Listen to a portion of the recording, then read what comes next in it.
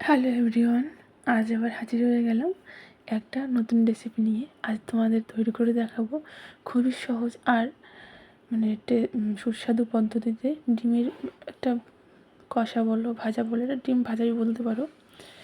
তো এটা সর্বোচ্চ গেলে তোমার 10 মিনিট লাগবে, এর থেকে বেশি টাইম লাগবে না। প্রথমে ডিমগুলোকে সিদ্ধ করে কেটে নিতে পারো, চাইলে তোমরা গোটাও রাখতে পারো, কোনো প্রবলেম নেই।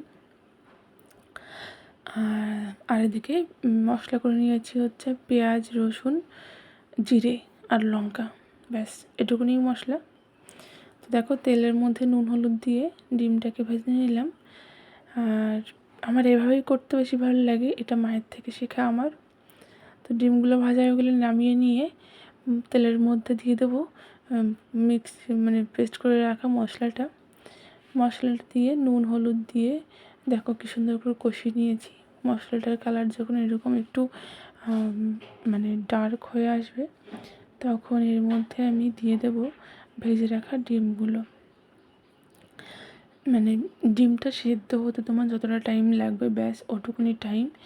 ডিমটা সেদ্ধ বসিয়ে মশলাটা করে নিতে হবে, তাহলে দেখবে সত্যি এটা 10 মিনিটে কমপ্লিট হয়ে যাবে, 1 মিনিটও বেশি লাগবে না। আর এর স্বাদ যে কতটা সুন্দর হয়, এটা তোমরা ভাত বা পোলাওয়ের সঙ্গেও খেতে পারবে। এটা দুর্দান্ত টেস্টের হয়, এটা আমার মায়ের থেকে শেখা, আর এটা আমার ভীষণ একটা ফেভারিট আইটেম। যাই হোক, যদি তোমাদের ভালো লেগে থাকে অবশ্যই লাইক, কমেন্ট আর সাবস্ক্রাইব করো। আর অবশ্যই জানিও কেমন লাগলো। এটা সত্যি খুব চটজলদি একটা ডিমের রেসিপি, অবশ্যই তোমরা একবার ট্রাই করতে পারো চাইলে বাড়িতে। আর দেখো, এই কুসুমগুলো বেরিয়ে গেছিলো, এগুলোকে আমি আলাদা করে রেখেছি। ডিমটা ভেজে দেন কুসুমগুলোকে ভেতরে ঢুকিয়ে দেবো, হয়ে যাবে। নাহলে যদি মশলার ভিতরে কুসুমগুলোকে আমি দিয়ে দিতাম, তাহলে কুসুমগুলো ভেঙে একদম মশলার সঙ্গে মাখা মাখা হয়ে যেত, সেটা আমি চাইনি। তো তাই জন্য ওটাকে বেরিয়ে গেছিলাম, তুলে রেখে দিয়েছি। যাই হোক, আজকে এই অবধি। যদি ভালো লাগে থাকে পাশে থাকবেন। ধন্যবাদ, টাটা।